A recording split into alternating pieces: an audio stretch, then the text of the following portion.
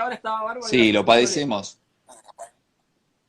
Sí, Si sí. se corta, Sí, tenés que pasarte soportamos la a... dictadura de Fivertel en La Plata. No, en todo el país. En todo el país. Sí, Bueno, Facundo, paso a presentarte sí. formalmente. Facundo Gutiérrez Galeno es abogado, especialista en Derecho del Trabajo, es miembro de la Comisión Directiva de la Asociación Abogados del Fuero, trabaja en la revista La Defensa con Gustavo Cornaglia, es secretario del Instituto de Derecho del Trabajo de La Plata, pero además de todo, él es el precursor de mediatizar el derecho del trabajo, porque yo lo conocí allá por el año 2012 y él ya tenía un programa rodando muy bueno que hizo historia de radio, en formato radial, que se llamaba Indubio Properario. Él es el co-creador con el doctor Marcelo Tuymans. Así que un poco esto que hacemos acá, Facundo, también te lo debemos y te lo agradecemos a vos por habernos mostrado el camino y por haberme llevado allá por el 2012 a aquel glorioso programa, al que después yo terminé casi como un panelista. Así que, Facundo, te escuchamos Así- atentamente. Tenés tu tema para desarrollar, artículo 223 bis, lo que quieras decir antes también. Bien, le mando un saludo a Marce Twimans, que fue también el que arrastró a hacer radio, Derecho del Trabajo, sumando un poco lo que yo vengo haciendo, que es radio hace mucho tiempo, así que dos pasiones se mezclaron ahí para hacer Indubio Properario, que prometemos que en algún momento va a volver, eso ya lo hemos dicho, como programa de radio. Así que bueno, gracias Adelante. Nahuel por la invitación. Yo no sé si se corta mucho, Nau, me avisás y hacemos el llamado telefónico, ¿sí? Sí, si no te pasás a datos, lo que vos quieras. Dale, dale, mirá que no estoy muy ducho con el celular, no sé si hago macana, si quiero pasar los datos y apago todo. Haces así para abajo, no sé si tenés Nos iPhone, haces así fijamos, para ustedes me abajo. dicen. A Dale, ver, dale, espérame, ¿eh? Esperá- dale. Bancame. Pomo, Nau. Dale, No entiendo un pomo, vamos a dejarlo así. Bueno, vamos a hacer dale, dale, dale. un repaso de la normativa. Sí, decime. No, no, no, habla tranquilo. Dale, vamos a hacer un repaso de la normativa. La idea es, vamos a hacer un repaso rápido de la normativa. Se dictó mucha normativa. Esto lo hago porque también tenemos que dar una charla para el Instituto de Derecho Laboral de La Plata, Sí, en realidad con el Colegio de Abogados de La Plata, y hacer el repaso de la normativa, por lo menos en lo básico que nos tocó en el estudio jurídico, en los que hacemos, yo voy a decir y aclaro, lo mío está tamizado por el derecho laboral, obviamente, pero en los mayores de los casos yo defiendo parte trabajadora. Entonces, sí. el repasito que voy a hacer tiene que ver también para después tener un hilo conceptual. Cuando uno dice algo conceptualmente o enmarca el 223 o la fuerza mayor que vimos al comienzo, cómo empezaban a despedir o a suspender los empleadores, bueno, tiene una lógica la normativa que se fue dictando en emergencia. Por eso hacemos este pequeño repaso, ¿sí? Vamos a comenzar con la emergencia pública ocupacional que fue decretada, decreto de necesidad de urgencia 34-2019, que fue el 13 de diciembre del 2019, donde no prohibió, sino que cualquier despido injustificado iba a duplicarse las indemnizaciones. ¿Sí? Que está vigente hasta ahora, apenas en los primeros días de junio, ese decreto, que duplicaba las indemnizaciones. Después, el 23 de diciembre, sale la ley 27.541, donde declara la emergencia pública, lo conocimos a través de que alteró la actualización del haber jubilatorio, entre otros. Emergencia pública, económica, financiera, fiscal, administrativa, previsional, tarifaria, energética, sanitaria y social. Y después, ya entrado en este año, con el tema de la pandemia concretamente, aparece el decreto de necesidad de urgencia 260, que es el 12 de marzo, donde amplía la emergencia sanitaria por un año para combatir al COVID.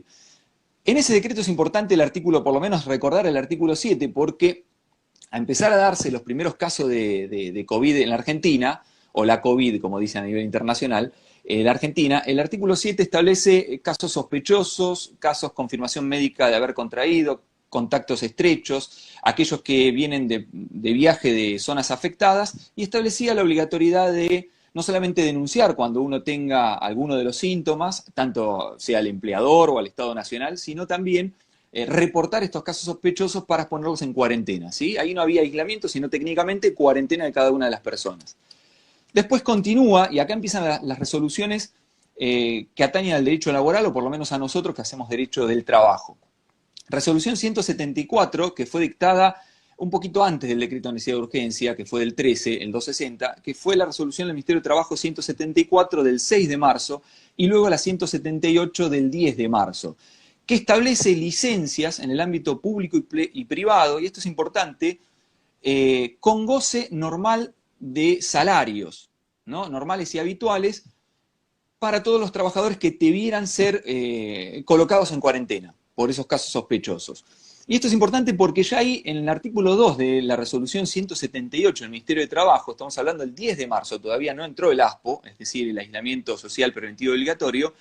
En esa resolución del 10 de marzo, concretamente el artículo 2 dice: no afectará la normal percepción de remuneraciones normales y habituales, como así tampoco, y esto es importante, los adicionales que por ley o convenio le correspondiere percibir. Los plazos de licencia que se tomen de estos trabajadores, claro, se consideran como servicio. Digo porque nos olvidamos de esto, porque esta fue rápidamente derogada, ¿sí? Pero nos olvidamos que, digo, en la discusión de si los convenios colectivos con sus adicionales de presentismo se aplican o no se aplican, bueno, norma de orden imperativo, ahora vamos a hablar, pero son normas de orden público, obviamente de protección, es decir, unidireccional, vinculada a proteger al trabajador, y unidireccional a que el empleador la cumpla.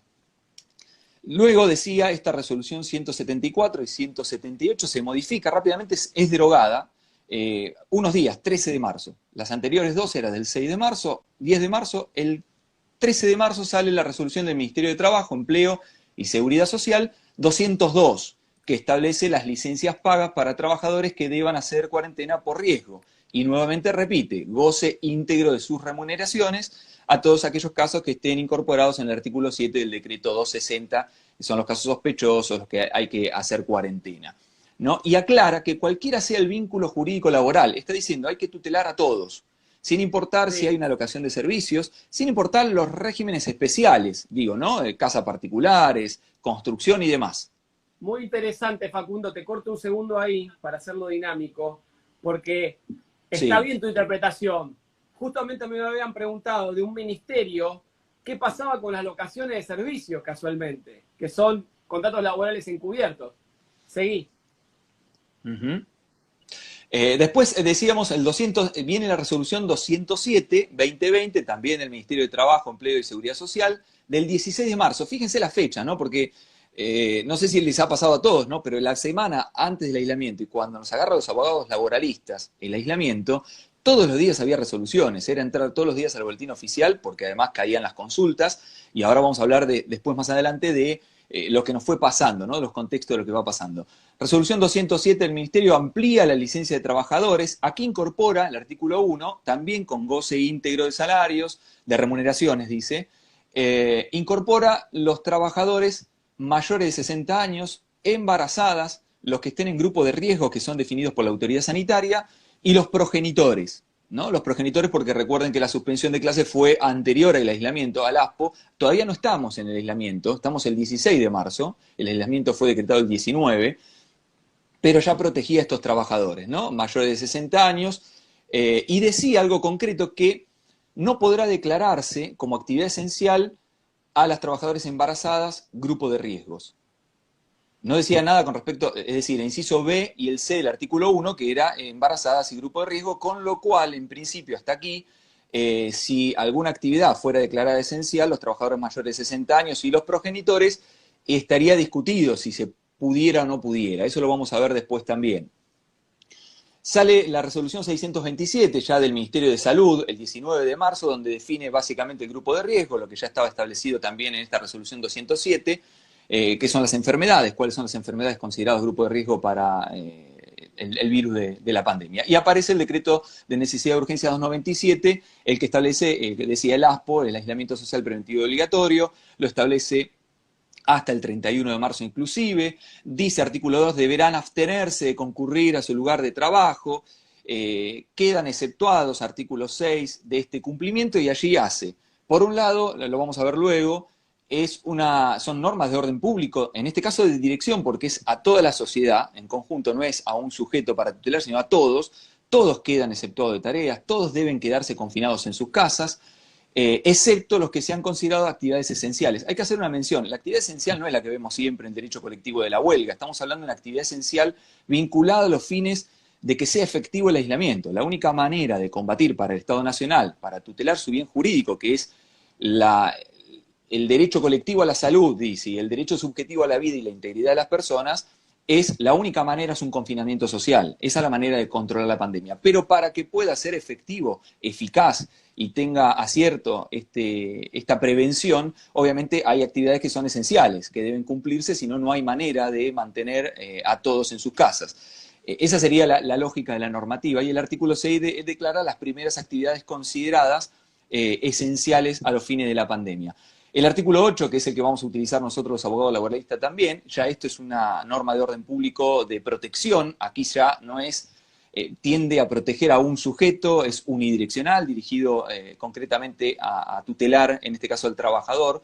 Durante la vigencia del aislamiento social preventivo y obligatorio, los trabajadores del sector privado tendrán derecho al goce íntegro de sus ingresos habituales.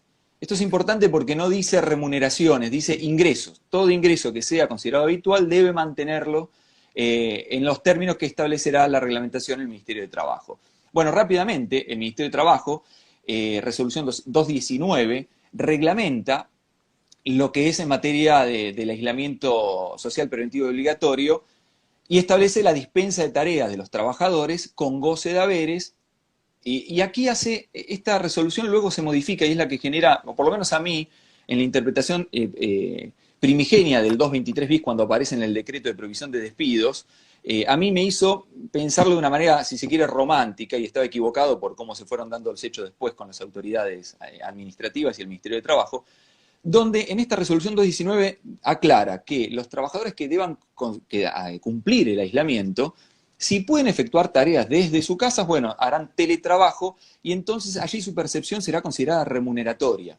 Y aquellos trabajadores que no pudieran realizar teletrabajo porque no están dadas las condiciones o porque efectivamente la actividad no la pueden llevar a cabo, bueno, el ingreso deberá ser considerado no remuneratorio. Esto yo me acuerdo que en las empresas apenas comenzó, estamos hablando ahí el 19 de marzo, las empresas consultaban cómo iban a liquidar el salario cuando llegó a fines de marzo, si lo liquidaban como no remunerativo, si lo liquidaban como remunerativo. Esta es la distinción que hizo la resolución 219. En el artículo 2, después declara que serán considerados personal esencial,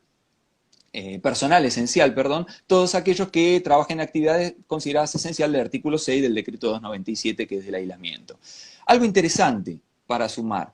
La continuidad de tales actividades en las circunstancias constituye, dice la resolución 219, esto se repite en la resolución 279, una exigencia excepcional de la economía nacional. Artículo 203 de la Ley de Contrato de Trabajo, que el 203, recordemos que manifiesta cuando se puede obligar a un trabajador a cumplir horas extras, cuando hubiera un hecho de fuerza mayor, un hecho excepcional, o en este caso, una excepción de economía nacional. Esto es importante después por las discusiones de si había fuerza mayor o no, si se puede suspender, antes de la prohibición de despidos, si se podía suspender por los términos de fuerza mayor o no. Ya acá la normativa está hablando que las personas que van a tener que cumplir actividad, que van a estar exceptuadas del aislamiento, lo hacen por una excepción de la economía nacional, es decir, una exigencia excepcional de la economía nacional, no por fuerza mayor, no utiliza la palabra fuerza mayor.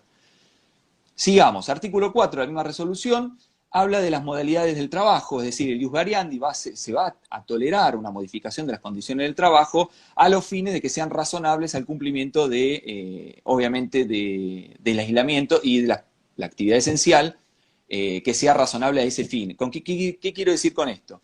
Concretamente, de las pocas empresas que asesoré, una tuve que armarle el protocolo de seguridad, son de las poquitas empresas iniciales que en el municipio de La Plata, por autorización de la gobernación, permitió que pueda operar, a pesar de no estar incorporada en el listado de todas las disposiciones luego que sacó el jefe de gabinete, autorizando actividades.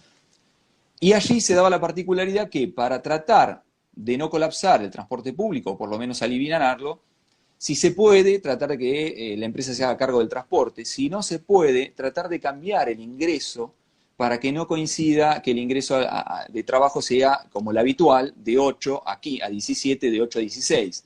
La idea era no colapsar el sistema de transporte público. Entonces, dos opciones: o se establece un horario posterior o un horario anterior a esa normativa. Y allí estamos modificando la ley de contrato de trabajo, le estamos alterando la jornada del trabajador, pero a los fines de cumplir con la normativa de prevención de la pandemia, es decir, a los fines de que no colapse el sistema de transporte público. Esa sería la razonabilidad. Por eso digo, el ius variandi no es que se pueda aplicar a mansalva para ver, en esto de la crisis hago lo que quiero. Sigamos con el repaso de la normativa. Viene decisión, esto muy rápido, decisión 429, jefe de gabinete, donde incorpora más actividades. Luego la resolución 233 del Ministerio de Trabajo, que exceptúa, me quedé porque hay gritos por acá y no sé si era algo grave o no, exceptúa el aislamiento de los trabajadores de edificios. Después está el decreto de necesidad de urgencia 309, donde establece asignación de 3.000 pesos, aparece el 310 con el IFE, los créditos también a monotributistas, el 315, resolución 260. Esto lo vamos a ir obviando, pero quiero ver, el repaso es mostrar la cantidad de normativa en esta idea de prevenir la pandemia y los efectos económicos y sociales que pueda generar la misma. Llegamos a la resolución 279, que es la que deroga la 219, que hacía esa distinción entre aquellos que podían hacer teletrabajo, es decir, que tenían carácter remunerativo y no remunerativo. Se deroga la 219 y ya en esa resolución no dice nada con respecto a esto de aquellos que puedan hacer, que estén aislados, que puedan hacer trabajo en sus casas o no.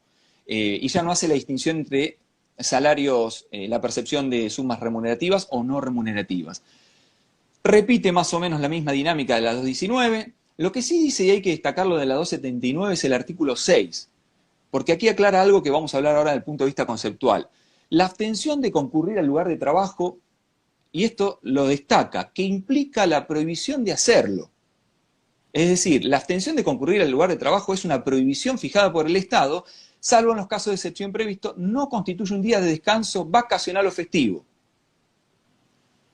Nos puede gustar o no, Nahuel, la norma, y esto se puede discutir si es razonable o no, como ataca el gobierno. La realidad es que la norma de orden público de protección, decíamos hoy, se puede cuestionar la validez de las resoluciones ministeriales si van en contra del decreto de necesidad de urgencia, y hasta se podría cuestionar la validez constitucional o no del decreto de necesidad de urgencia. Si uno se fija, es una norma en sentido material, claro está. Como está dictada, en principio uno, y esta es posición personal, no creo que tenga una invalidez constitucional la propia norma. Ahora, en esto en este artículo hay que retenerlo por dos cuestiones. Uno habla de la prohibición de hacerlo, está diciendo esto es trabajo prohibido, ¿sí? Que ya lo han dicho aquí en AFTE también, y el que primero tiró la piedra de esto, que dio el camino a todos, por lo menos yo lo escuché desde el primer momento, de la primera semana del aislamiento, fue Enrique Arias Gibert, que dijo, muchachos, no hay suspensión por fuerza mayor, no hay fuerza mayor porque hay prohibición del trabajo, objeto prohibido, artículo 40. Y además aclara otra norma este artículo 6, tampoco constituye un día de descanso ni vacacional, porque también vimos a los empleadores en las primeras semanas desesperados concediéndoles las vacaciones en formas adelantadas. Las vacaciones es para gozar, y estando aislado y confinado en tu casa, poco se puede gozar. Y después continuamos con el decreto que extiende el aislamiento y llegamos al 329, donde se prohíben las suspensiones y despidos tanto injustificados o por las causales de falta o disminución de trabajo o fuerza mayor, habilitando además el artículo 223 bis. Hasta ahí vamos. Dale. Te aclaro que están muy atentos. Continuamos ahora. Solamente en Instagram 86 personas. Tenemos más o menos 130 personas en línea escuchando. Y hay muchas preguntas, así que bien. Yo pensá que dale, son 4:35. Yo te diría que hablemos hasta menos cuarto, 10 minutos más, y después tiremos ya preguntas y respuestas y casos prácticos. ¿Estás? Bien.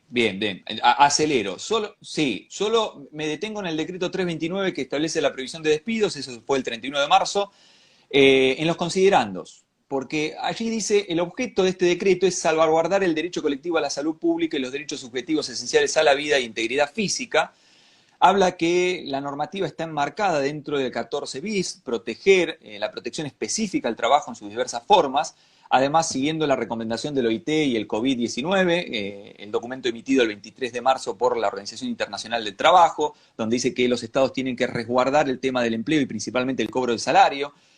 Cita el artículo 1733 de fuerza mayor, pero fíjense que lo cita, yo igual no estoy de acuerdo que exista fuerza mayor, pero dice que establece la posibilidad que la fuerza mayor no exima de consecuencias o pueda ser neutralizada sus efectos cuando una disposición legal así lo prevea. Está diciendo, miren, no van a poder ni siquiera invocar la fuerza mayor porque aquí hay una norma jurídica que dice que prevé otra cuestión. Entonces no se puede alegar la fuerza mayor, en principio daría a entender eso. Y el artículo 2 concretamente prohíbe los despidos, esto lo sabemos todos, el artículo 3 prohíbe las suspensiones, y después se establece en el artículo 4, esto hay que decirlo porque es muy novedoso, aquí está estableciendo una especie, por un lapso determinado, una estabilidad absoluta, la que conocemos como absoluta. Es decir, no pueden haber despidos, y si se cometieran esos despidos son nulos y debe cesar, con lo cual se debe reinstalar el trabajador. Claro que el trabajador tiene derecho, si lo despidieron, a exigir las indemnizaciones legales y no ir por la reinstalación si cree que la injuria no quiere estar más en el trabajo, porque tengamos en cuenta que en este aspecto esta norma es de orden público de protección, vuelvo a repetir esto, es unidireccional, solo dirigida a proteger al trabajador, no invocable por el empleador. Y continúan los decretos, bueno, vino el decreto de programa de asistencia de emergencia al trabajo, el conocido ATP y producción, modificado por 2 decretos más, siguen habiendo disposiciones administrativas donde van habilitando más actividades consideradas esenciales, el 355 que extiende el aislamiento hasta el 26 de abril, luego, bueno, a ver, adelanto, así no perdemos tiempo, el 408 que vuelve a extenderlo, y fíjense esto, el decreto de necesidad de urgencia 408 del Ministerio del Poder Ejecutivo Nacional, donde extiende el aislamiento hasta el 10 de mayo, incorpora, esto es novedoso y esto cambia quizás algún que otro análisis, en el artículo 7, resguardar ya a los mayores de 60 años y progenitores. Y esto cambia la dinámica de lo que era la resolución 207, porque la 207 era antes del aislamiento. Y una vez generado el aislamiento, ya se podría llegar a discutir si un progenitor tiene derecho a hacer uso de su licencia cuando su actividad es considerada esencial para la prevención de la pandemia. Uno pone un ejemplo bruto, es decir, vamos a lo más grave. Un reconocido epidemiólogo se puede licenciar porque tiene un hijo o hay que buscar la manera. Bueno, pero aquí no queda dudas. Ya en el decreto de necesidad de urgencia 408, el 459 que extiende y el último que extendió ahora, si mal no recuerdo, creo que es el 480 y pico, no, el 496, el que acaba de extender los decretos. El 408 y el 459 ya son los que dicen que los mayores de 60 años tienen que resguardarse, sin importar si la actividad es esencial, porque lo está diciendo en aislamiento cuando ya tenemos actividades esenciales. Lo mismo con los progenitores, ¿no? Y hay una discusión con los progenitores que muchos abogados, yo entiendo que los abogados que tienen que defender empresas tratan de buscar el pelo, pero muchos sostienen, y me ha pasado en los telegramas, de que el progenitor, la licencia es justificada, pero no tiene, en ningún lado dice que es con goce de haberes. Bueno, en el derecho laboral toda licencia justificada en toda nuestra norma de ley de contrato de trabajo es con goce de haberes. No hay una licencia justificada sin goce de haberes. Solo la reserva de puestos. Y aquí, exactamente. Y aquí me detengo, bueno, y después llegamos a la resolución del Ministerio de Trabajo y decía, en el 329 incorpora el conocido artículo 223. Nau, si te parece, hago un pantallazo por lo menos conceptual. Este es el repaso de la norma. Sí, dale que hay 5 minutos más. Dale. Es un repaso de la norma, pero para ver concretamente qué dice la norma. Una cosa lo que uno puede pensar y otra cosa lo que dijo la norma o dice la norma o habilita la norma. Como he dicho aquí y como decía, creo que hay que discutir la normativa, ¿no? El decreto de necesidad de urgencia, el que establece el aislamiento, el 297, decíamos, orden público de protección, todo el mundo aislado o confinado, excepto las actividades esenciales, y establece una norma de orden público de protección, que como decía es para el trabajador, donde el goce íntegro de sus ingresos. Ahora, uno cuando dice, estas normas, lo que hacen, y esto decía, lo tiró Enrique Arejiber, es establecer un trabajo prohibido. Es claro que el trabajo está prohibido. Si uno lee la norma del artículo 40, porque a mí me pasó que, escuchándolo a Enrique, uno va a leer la norma, el artículo 40, y dice, efectivamente, es trabajo prohibido, no hay ninguna duda de esto. Se considera trabajo prohibido o el objeto cuando las normas legales o reglamentarias hubieran vedado el empleo de determinadas personas o en determinadas tareas, épocas o condiciones. Más allá que después la resolución 279 del Ministerio de Trabajo dice, muchachos, esto es trabajo prohibido.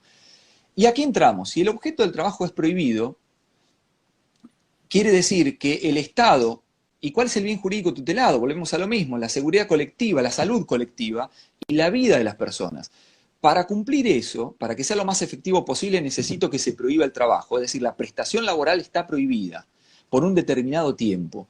Si está prohibida, no puede haber suspensiones de empleador. Es decir, el artículo que echaron manos la mayoría de los empleadores en las primeras semanas intentando suspender o despedir por fuerza mayor, no camina. No camina sencillamente porque no hay facultad del empleador a poder suspender o a poder despedir cuando la actividad, el objeto del contrato está prohibido. Y si lo hicieran, están violando un objeto prohibido. Entonces, habría una nulidad en ese caso parcial y no tendría efecto de razón de ser. Aún si no existiera el artículo 8 del decreto de necesidad de urgencia. Más allá que existe el artículo 8 del 297 que establece el goce íntegro de haberes, el trabajo es prohibido. Y si es prohibido, y si uno se fija el artículo 40 o se fija el artículo 42 de la Ley de Contrato de Trabajo, el contrato de objeto prohibido, dice el artículo de la Ley de Contrato de Trabajo 42, no afectará el derecho al trabajador a percibir las remuneraciones o indemnizaciones que se deriven de su extinción por tal causa. Es decir, la norma nos dice que si hubiera un trabajo prohibido, y si aún el trabajo prohibido fuera eterno, si se tiene que extinguir el contrato porque se prohibió esa actividad, el trabajador tiene derecho a cobrar las remuneraciones y tiene derecho a cobrar las indemnizaciones del 245, no del 247. Y esta norma generalmente nunca la aplicamos. Ahora en la pandemia la desempolvamos y empezamos a ver la potencia que tiene de un trabajo prohibido. Entonces, si hay trabajo prohibido, aún no hubiera estado el artículo 8, que sigue estando vigente, del DNU 297, que garantiza el goce íntegro de haberes mientras tenga que quedarse confinado en su casa el trabajador. Aún así, con el artículo 40 y 42 de la Ley de Contrato de Trabajo, el trabajador debiera gozar de esas remuneraciones. Pero tenemos el artículo 8 del decreto de necesidad de urgencia. Algo que nos pasó como abogados, y es que nos pasó en la primera semana, ¿no? Antes que venga la prohibición de despidos, empezaron a despedir a mansalvas porque empieza el temor, el riesgo. Uno sabe que esto arranca y no sabe dónde termina. Nos pasa a nosotros como abogados laboralistas. Y esto lo que nos ocurre es, bueno, ¿cómo atacamos esos despidos? Bueno, echamos mano al artículo 12 del Código Civil y Comercial, al artículo 14 de nuestra Ley de Contrato de Trabajo, fraude a la ley. Esto lo explica muy bien Enrique Argibert. También insiste que la redacción del artículo 12 del Código Civil y Comercial nuestro es mejor, por lo menos es más claro que el artículo 14 de nuestra Ley de Contrato de Trabajo, que es aquel que se ampara en un texto legal para evadir la aplicación de una norma de orden público imperativo, entonces está cometiendo fraude a la ley. El fraude a la ley está íntimamente vinculado al orden público, a la utilidad pública y en este caso al orden público de protección laboral.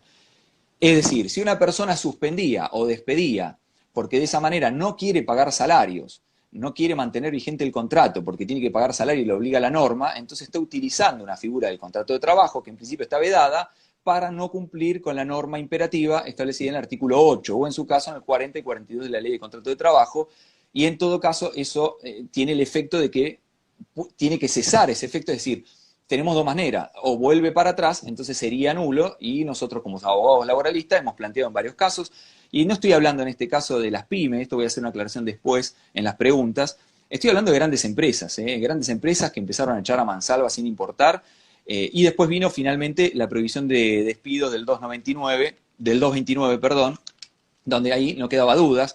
Después vamos a hablar de si se quiere o si surgen de las preguntas que hagan, la posición del Estado. ¿Qué posición ha tenido el Estado en materia social? Porque hay, por lo menos el Poder Ejecutivo Nacional sacó un decreto 329 que es muy bueno, establece la prohibición de despidos injustificados y prohibición de suspensiones por falta o disminución de trabajo o fuerza mayor, pero es verdad que coló el artículo 223 bis.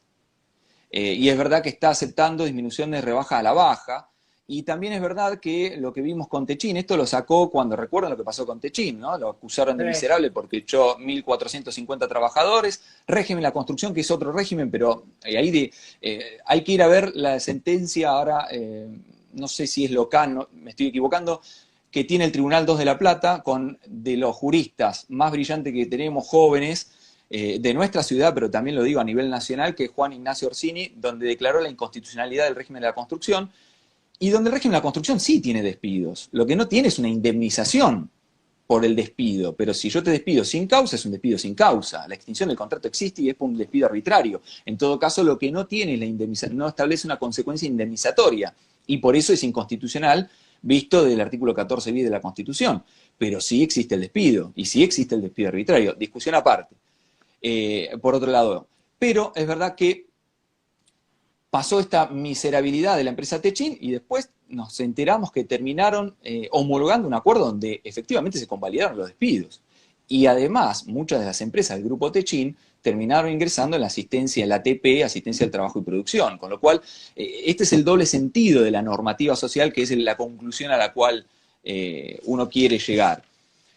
Como decía, en mi interpretación del 223 fui muy romántico. Yo pensé que el 223, incorporado en el decreto 229, venía a hablar de la desalarización, es decir, de aquellos que no prestaban tareas durante el aislamiento, entonces podían celebrar un acuerdo individual en el cual esa suma podía ser no remuneratoria. Ahora bien, no fue así, y no fue así la intención del gobierno porque se vio posteriormente con los hechos lo que fue ocurriendo. Hay que aclarar algunas cosas con el 223. Primero, ¿dónde está incorporado? Más allá que digan que la técnica legislativa fue mala o buena de la 24.700, ingresó en la desalarización de las remuneraciones. Recuerden, en la discusión entró con el 123 bis, entró con los tickets canastas. Más allá de eso está en el capítulo de suspensiones por causas económicas. Entonces, lo que hace el decreto 229 es una contradictio in terminis, o sea, hay una contradicción fragante. Se prohíben las suspensiones por falta o disminución de trabajo o fuerza mayor, y se habilita un artículo 223, que justamente es un acuerdo colectivo o individual para pactar sumas no remuneratorias en una suspensión que tenga como causa falta o disminución de trabajo o fuerza mayor. Entonces, si tenemos un artículo 2, un artículo 3 que prohíbe la suspensión, el artículo 3 principalmente el decreto 329, ¿cómo puede ser, prohíbe la suspensión por causales de falta o disminución de trabajo o fuerza mayor? ¿Cómo puede ser que se habilite un acuerdo con esas causales? Bueno, efectivamente, allí el gobierno está haciendo, y hay que decirlo, las autoridades están abriendo la válvula de escape. Están abriendo la válvula de escape no jurídica. Digamos, el 223 no tiene razón de ser, porque si hay trabajo prohibido durante el aislamiento, preventivo y obligatorio, justamente todas las suspensiones de ese capítulo económicas, entre ellas el 223, no puede operar. Sí, Nau, me ibas a decir algo. No, que ya vayamos cerrando ahí y te hacemos algunas preguntas que hicieron del público. Una, ¿tenés idea del límite de edad hasta que los padres pueden alegar de los hijos para cuidarlos? Viste que hablan de... Y en principio sería, por lo que dice... Edad escolar, pensaría yo, pues no sé si hay alguna norma que lo reguló eso. También los también si tenés qué sé yo, adultos mayores discapacitados o que tengan, también puede ser, porque la norma lo que tutela es la resolución 108 del Ministerio de Educación, es que se suspenden todas las actividades, se suspenden tanto las escolares, los jardines maternales, las escolares, los secundarios, digamos, las escuelas, los colegios, pero también todo instituto en el cual estén chicos, por ejemplo, discapacitados que tengan que asistir, también se suspenden esas actividades, con lo cual ahí también, bien, si es un progenitor bien, y uno está a cargo de esa persona, también opera.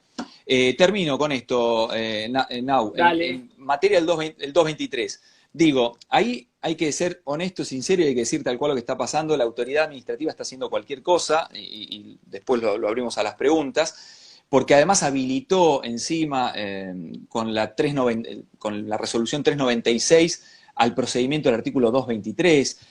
Establece cuestiones, por ejemplo, como que la empresa puede presentar una idea con el detalle salarial, y si está dentro del acuerdo marco del 75%, se corre traslado del sindicato. Si el sindicato no responde, se entiende aceptado. Además habilita a negociar a la baja, porque fíjense que creo que en el artículo 3 o 4 de esa resolución establece que aún no llegando al marco del 75% del acuerdo marco CGT-UIA, habilitaría a negociar, con lo cual se habilitaría a la baja. Quiero terminar con algo que es y ahora vamos a hablar del 223 con las preguntas si surgen, ¿no? El 223 cada uno, yo lo he escuchado, interpreta lo que quiere. Digamos, están inventando un artículo que no está, le inventan la función que quieren para lo que quieren. Es bastante irresponsable decir que el 223 es legal, no es legal, claramente está en contradicción con la normativa, estaría suspendido, estaría vedado el empleador, pero además no tiene lógica cómo se lo quiere aplicar. El 223, si uno se fija en el marco de acuerdo CGT-UIA, establece que es solo a los fines de los que están en principio aislados. Pero si están aislados de trabajo prohibido, no tendría normativa. Otros juristas han tratado de dar una interpretación armónica y dicen, no, estos serían los que están trabajando. Y después están juristas que, más allá de la anormalidad en la que estamos viviendo, que sostienen que el 223, con cuestiones incoherentes, si el 223 se aplica dentro de los plazos de suspensiones de 30 a 75 días, en tanto por falta de disminución de trabajo o fuerza mayor, si se aplica ahí, entonces ahí tiene lógica que el 223 pueda tener recorte salarial, porque en principio el empleador en actividad normal, si hubiera una falta de disminución de trabajo, podría invocar no pagar salarios, y en su caso negociar con el trabajador algún que otro aporte en carácter no remunerativo. Ahora bien, pasados esos plazos, no puede ningún empleador invocar el 223 en adelante bajando salarios. La única manera de pactarlo sería abonándole el 100% de los ingresos. Y me quiero detener con esto que tiene que ver con la fuerza mayor.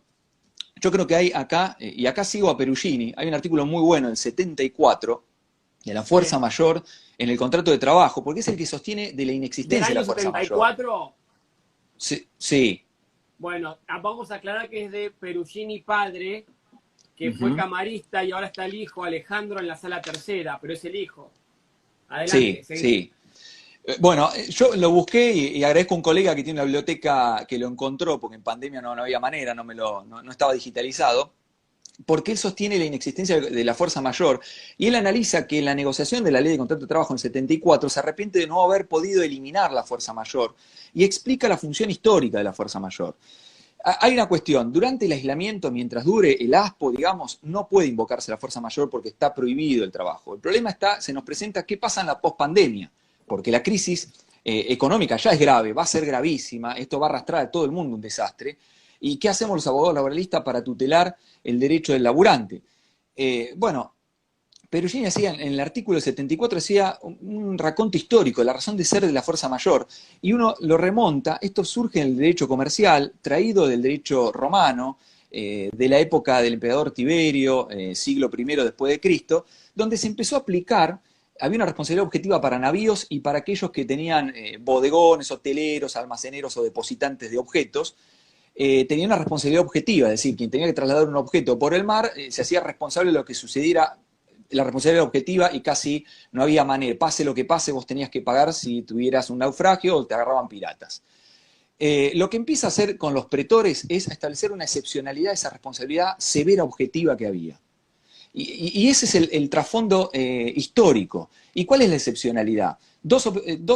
Había dos finalidades. Una mediata. La mediata era poder que el comercio se extendiera, darle garantía al comercio, pero la inmediata era privilegiar un estado de necesidad. Es decir, si había un naufragio y yo tenía que deshacerme la mercadería para poder aguantar y no naufragar y no morirme, entonces se decía, y bueno, entre la vida, entre el juego de la vida, la mercadería, conservar la mercadería o tu vida, y hay un estado de necesidad, entonces allí hay un eximente para cumplir tus obligaciones contractuales y tu responsabilidad objetiva.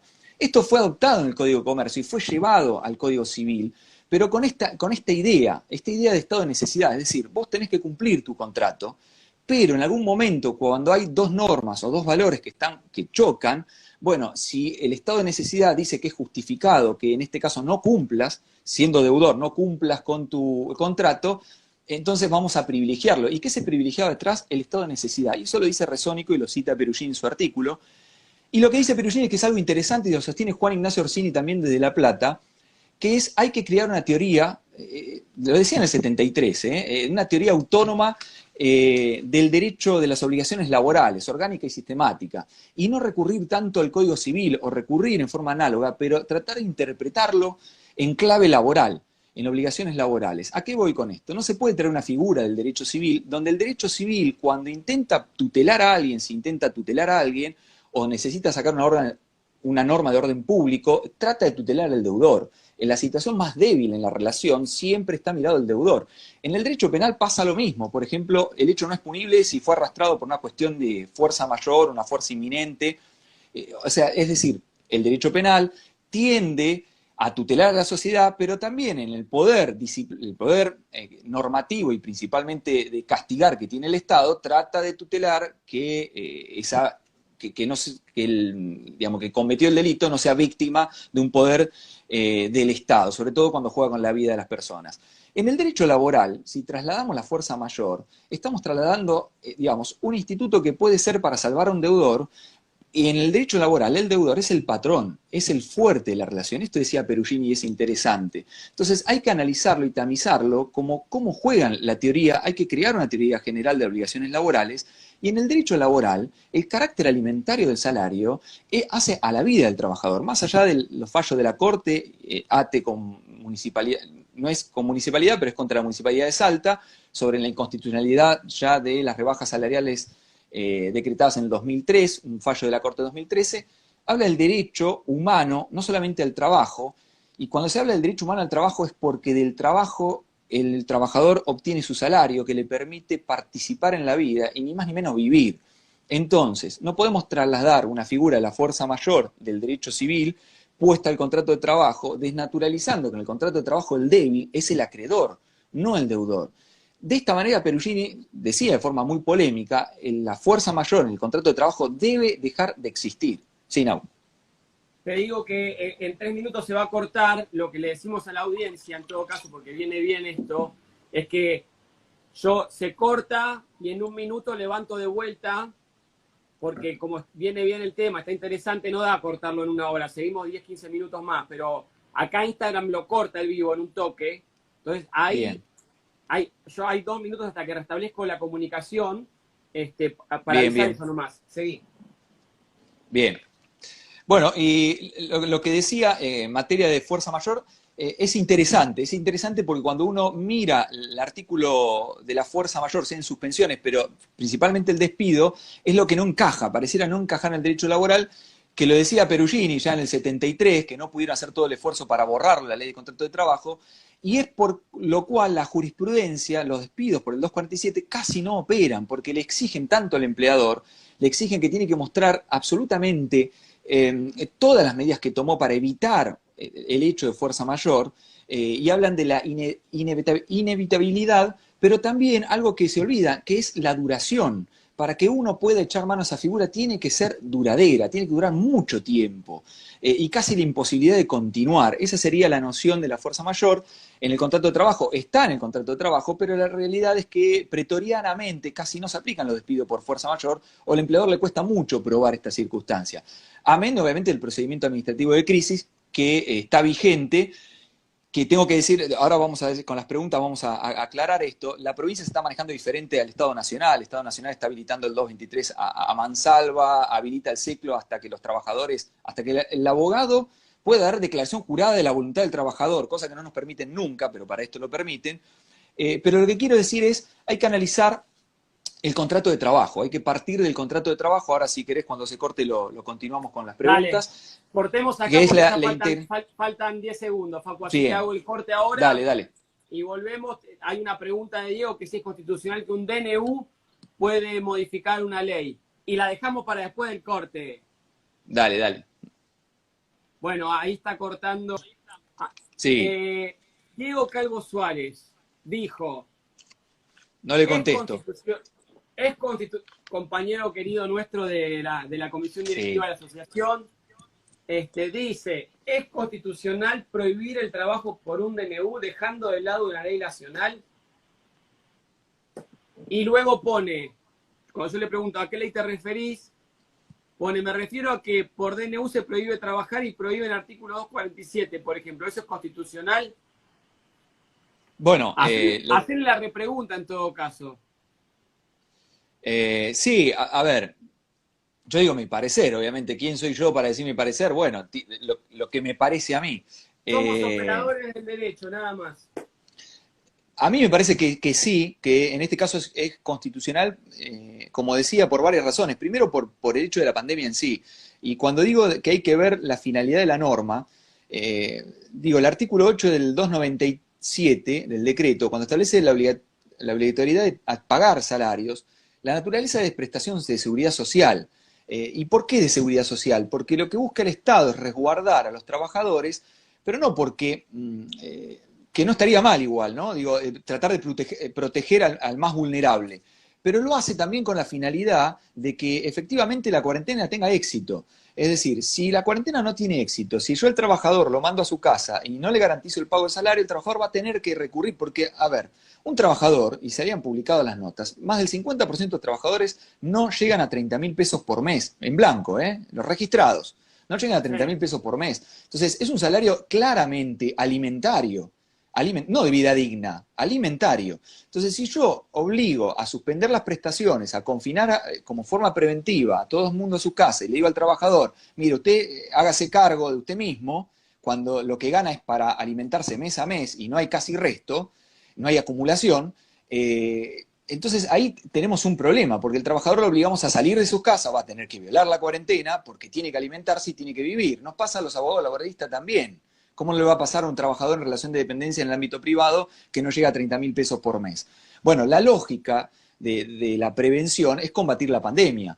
Entonces, desde ese punto de vista me parece que es razonable, obviamente es un decreto de necesidad de urgencia, pero también es razonable que el Congreso Nacional en los primeros 15, el primer mes, segundo mes, no puede juntarse justamente porque pone en riesgo la seguridad, la salud de todos en un espacio tan grande, juntar a tantos legisladores para tratar de expedir, saber qué normas sacan. Además, hay una cuestión de emergencia, una rapidez a la orden de generar una normativa que tenga un impacto real sanitario. Desde ese punto de vista, para mí está fundamentado el decreto de necesidad de urgencia. Claro que tendrá que ser el Congreso quien le dé validez o no, al fin y al cabo con la Comisión Bicameral de seguimiento del decreto de necesidad de urgencia, y será el Congreso el que valide o no estas normas. Pero en principio me parece razonable. Entonces hay razonabilidad, la norma tiene un sentido material que opera, y además de protección al trabajador. Y acá vuelvo a lo mismo. Tenemos normas de orden público de dirección, es decir, el confinamiento, pero esas son para todos, ¿no? Y cada uno puede invocar esa norma y puede operar, un juez puede invocarla de oficio, a pedido de parte, lo que fuera. Pero tenemos norma de orden público de protección, y la norma de orden público de protección es diferente a la norma pública de dirección. La norma de orden público de protección, está dirigida justamente a tutelar a un trabajador, a alguien, en este caso a los trabajadores, y es unidireccional, tiende a proteger al trabajador y solo es invocable por el trabajador, no por el empleador. Entonces, que un empleador sostenga que es inconstitucional el decreto porque afecta su derecho, no sé, a ejercer industria lícita, o no sé, a suspender la ley de contrato de trabajo, no tiene sentido, porque la ley de contrato de trabajo en principio debiera tutelar al trabajador y no al empleador. El derecho laboral, y esto es lo que a veces uno dice, más allá de lo que nos parezca justo o no, porque lo justo tiene que ver con los lugares que ocupamos, los lugares que uno ocupa desde el punto de vista, las posiciones sociales que ocupa en la sociedad, tiene que ver qué va formando como justo o no justo, pero la normativa laboral tiende a proteger al trabajador y es unidireccional, no puede invocar el empleador, salvo en los deberes, obviamente, en lo que es el contrato, la organización del trabajo, ciertos deberes, ciertas facultades que tiene el empleador y la mayor de todos los poderes exorbitantes dados por el legislador al empleador para que pueda crear normas con lo que es el orden de dirección, el poder de dirección y demás. Pero desde ese punto de vista me parece que es razonable, la norma es constitucional y no está mal porque viene a cumplir el fin al cual fue sometido. No es irrazonable, digamos. Hay que garantizar los salarios para que las personas se puedan quedar en sus casas y tratar de evitar la propagación de la pandemia. Facundo, toma agua que te hago otra pregunta. Diga. Así tomas un poco de aire. Mirá qué interesante el planteo de Walter Preto, que dice: hay muchas empresas grandes que con el tema del teletrabajo se están ahorrando el pago de internet, teléfono y luz al no hacer el reintegro de los mismos. Se están olvidando el artículo 76 de la Ley de Contrato de Trabajo, que dice: reintegro de gastos y resarcimiento de daños. El empleador deberá reintegrar al trabajador los gastos sufridos por este para el cumplimiento adecuado del trabajo y resarcir los daños sufridos en sus bienes por el hecho de en ocasión del mismo. ¿Qué te parece? Me parece perfecto. No, y que es así, hay un gran problema con el teletrabajo. ¿Viste Igual la han nueva ley salido. del teletrabajo? Hay un proyecto, Un proyecto Vi de ley. varios, vi varios. Es que hay varios, Eh, tenés razón. Sí, por arriba, algunos en general teletrabajo y algunas que otras protecciones elementales que se aplique la ley de contrato de trabajo en cuanto a jornada y demás. Creo que el teletrabajo no es la panacea y lo sabes muy bien, Nahuel, has hablado con la gente de sindicato de informática, o sea, cuando uno lo ve, el teletrabajo en las actividades que realmente es rentable, que de donde opera, después en el resto no, el teletrabajo no es nada nuevo, es el trabajo a domicilio del comienzo del capitalismo, digamos. Para evadir la normativa de aplicación se daba trabajo a domicilio, a destajo, y entonces así obligaba a laburar a toda la familia en su casa. Bueno, el teletrabajo, cuando uno se mira en los informáticos, por ejemplo, que puede ser rentable para la actividad del teletrabajo, es un desastre. Es un desastre. Es un desastre porque los obligan a hacer las guardias o a estar pendiente del celular, son una alarma, se tienen que conectar, tienen 5 minutos y no son sancionados, se extiende mucho más allá. Estamos viendo todos los que estamos en nuestras casas, laburando en la profesión de nuestras casas, se complica mucho.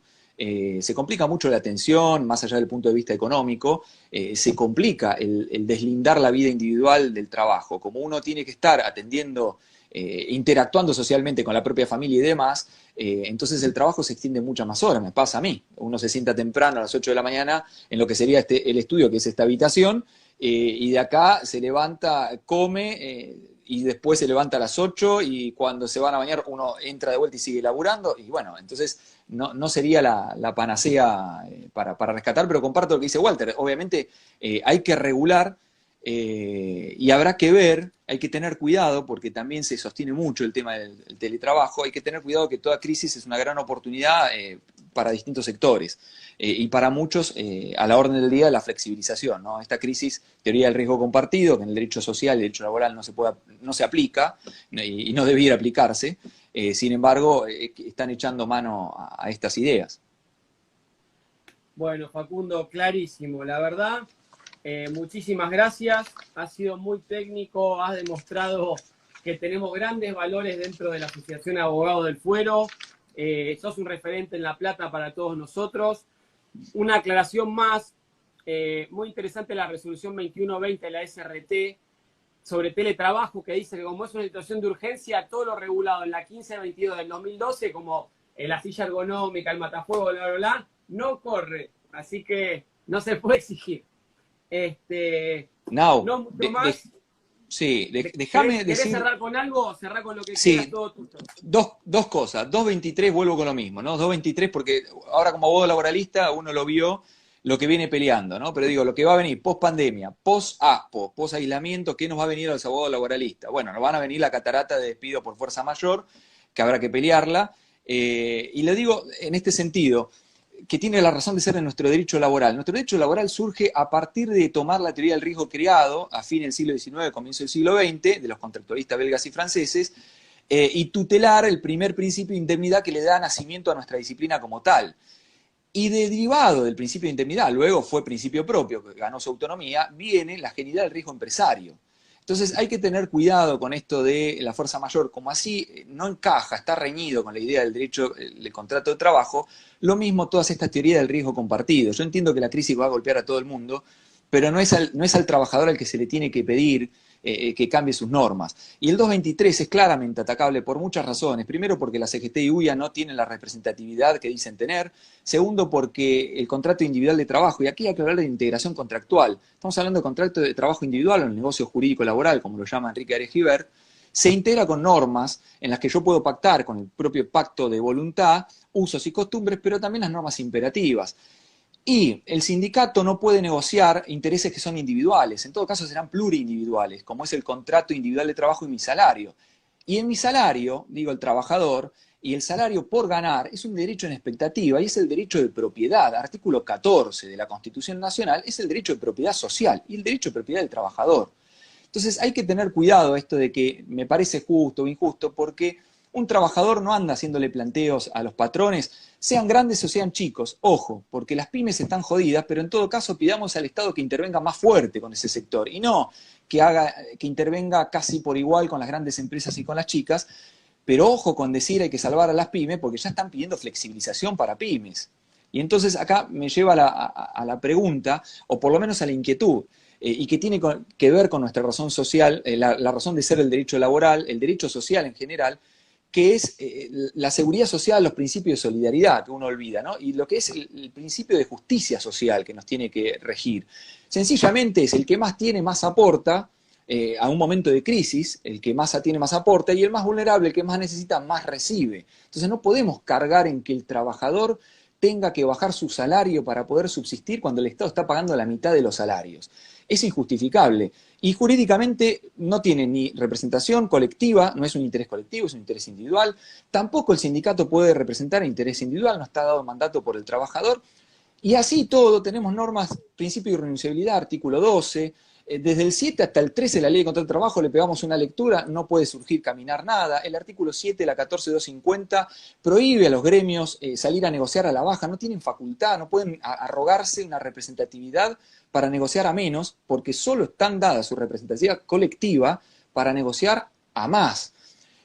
Amén de después, si esto del ciclo, esta vergüenza que está haciendo el ciclo, de que los abogados manifiesten declaración jurada la firma del trabajador y demás, ahí también hay un vicio de consentimiento. El laburante está jodido, no quiere perder su laburo, es lo único que tiene, lo único que le puede permitir comer y vivir, y es el derecho al salario. Por eso, en esto le decía del principio de seguridad social, en todo caso, los que están preocupados por los comercios, que es legítima la preocupación de los que hacen derecho laboral, quizás defendiendo a patrones, deberán exigirle al Estado que sea más coherente con su normativa, pero no en detrimento del sector más vulnerable, ¿no? Que es el trabajador. Se le está queriendo tocar el 25% del salario a un tipo que apenas llega a poder alimentarse, cuando no debiera ser así. Si uno se fija en las normas del gobierno, 850.000 millones de pesos es el costo fiscal de la normativa destinada a tutelar todo este problema, ¿no? A nivel social. 70.000 millones de pesos es lo que se paga de salarios. Bueno, uno deberá exigirle al Estado que está bien que el Estado se haga cargo, sí, pero ojo porque el Estado cuando recauda impuestos, la mayoría de esos impuestos son al consumo. Y entonces cuando tenemos contribuciones de seguridad social y cuando laburantes que contribuyen y tenemos el IVA como de los más importantes a la hora de recaudar, todos los trabajadores también están solventando la ayuda del Estado. Y el Estado está tirando ayuda a todo el mundo.